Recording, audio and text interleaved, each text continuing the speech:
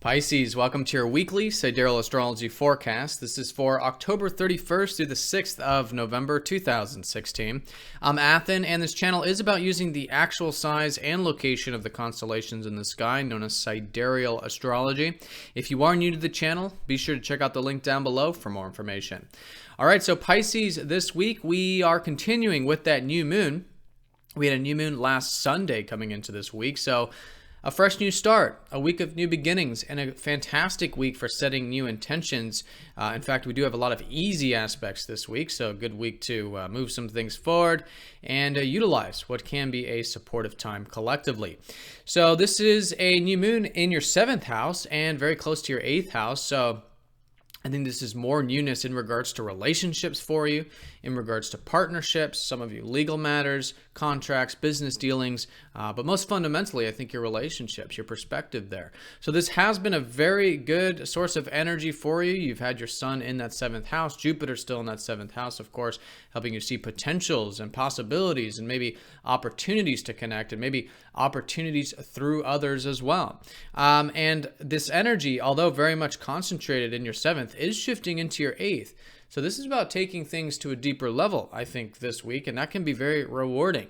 You know, this is about relationships getting deeper, getting open, getting vulnerable, getting intimate.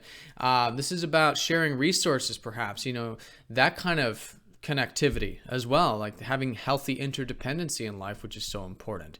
And I think just all in all, really connecting to what really matters to you in life.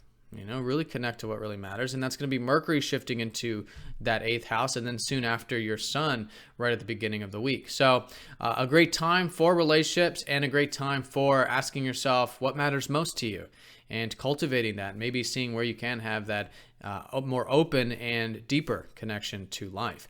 So that's going to be the new moon, and with this, right at the beginning of the week, the sun will be trining up to Neptune, so there is some supportive energy with all this. I think this is a bit of easygoingness.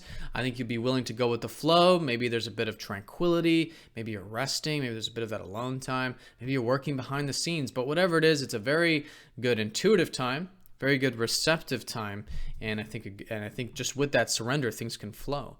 And so great for those particular areas I mentioned. Also good for the routine. The sun does rule your 6th house of those daily activities, which of course is really the theme of this whole year, of putting energy into your routine, your health, your diet, your regimens. It may not seem like it personally because the North Node's not a planet, but if you look at your life, you'll see this undercurrent pushing you towards learning more about the importance of that daily routine there.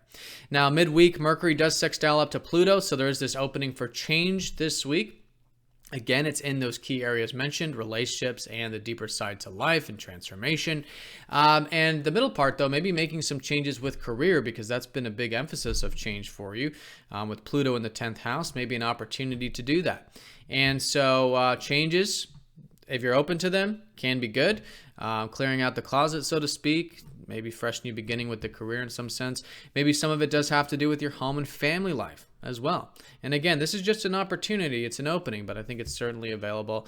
And yeah, with that change, I think there can be some positive forward-moving energy with that. And especially with the career, because you do have Mars at the top of the chart. This means your motivation and energy levels in a sort of cyclical thing is at its high point, especially as the sun makes its way to the top of the chart. So great for putting this motivation into the career, into the productive life. This has already been the theme, and I think with Mars continuing there this week, I think it's good. Then as we get into the weekend, Venus does trine up to Uranus, so there's a bit of flow, and I think it's a bit of freedom. And I think this has been what's been helping you really be yourself and really express who you truly are over these past many years, 7 or 8 years with Uranus in your 1st house, helping you free up, helping you make change so things are more in alignment with who you are, and you're expressing who you are. And I think it's a great weekend for that, Friday and Saturday in particular. This is actually forming some positive aspects into your 9th house, which although has been a serious area, which has been about taking the serious approach to your life path, taking the serious approach to possibilities and potentials, and to opening your horizons, but in a nice, slow and steady way. Venus is here, though, you know, helping you enjoy maybe a bit of that adventurous spirit, walks, hikes, travel, maybe some of you. But whatever it is, going into the weekend, expanding those horizons, tapping into that adventurous spirit, I think, can be very freeing. I think maybe your communications can be quite unique. Maybe you're coming up with progressive ideas. Venus does rule that third house of yours. And again, maybe connecting on a deeper level. Venus rules your 8th also. So great for freedom, great for fundamentally being yourself, and I think expanding those horizons there. There might be some wounds regarding this. Venus will be squaring up to Chiron, so just know that this is very natural, very normal. It's an internal wound, but as you do that inner healing, that inner acceptance, you'll find that it's just facilitating more of the freedom. It's facilitating more of this sort of rejuvenation and freshness about the importance of open horizons and the importance of, expressing yourself and these types of things. So that's going to be, I think, a rejuvenation going into the weekend, especially because Mercury will be trining up to Chiron on Sunday. So definitely, I think just a great weekend for, a bit of freshness and seeing where there might be some moons, but that can be a very freeing thing. All right, so Pisces, that's the week in a nutshell. Essentially what we've got is we've got a new moon week. Great time for planting seeds, setting intentions. I think a lot of it is about relationships, as it has been. Still opportunities about them and coming through them. And things shifting into the 8th house, where you can connect to life on a deeper level, have a bit of acceptance, about self, about other, and connecting with a bit of vulnerability.